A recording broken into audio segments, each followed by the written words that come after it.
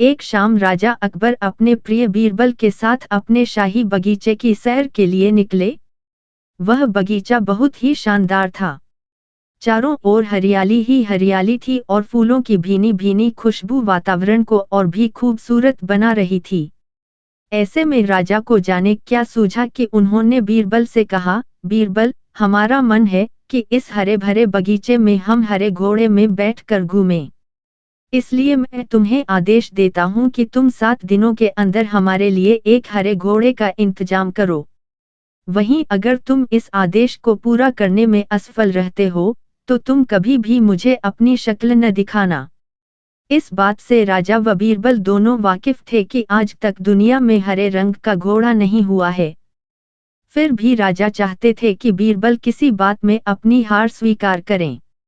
इसी कारण उन्होंने बीरबल को ऐसा आदेश दिया।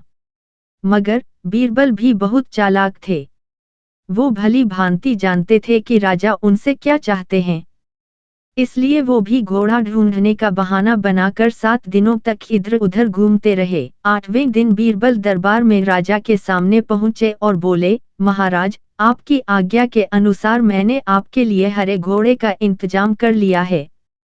मगर उसके मालिक की 2 शर्तें हैं। राजा ने उत्सुकता से दोनों शर्तों के बारे में पूछा।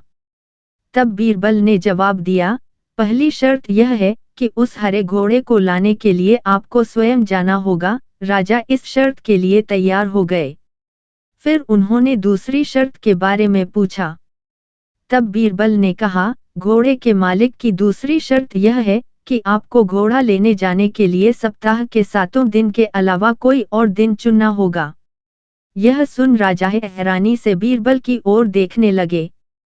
तब बीरबल ने बड़ी सहजता से जवाब दिया, महाराज, घोड़े का मालिक कहता है कि हरे रंग के खास घोड़े को लाने के लिए उसकी यह खास शर्तें तो माननी ही होंगी।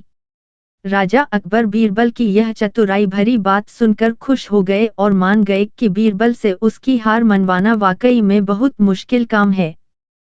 कहानी से सीख।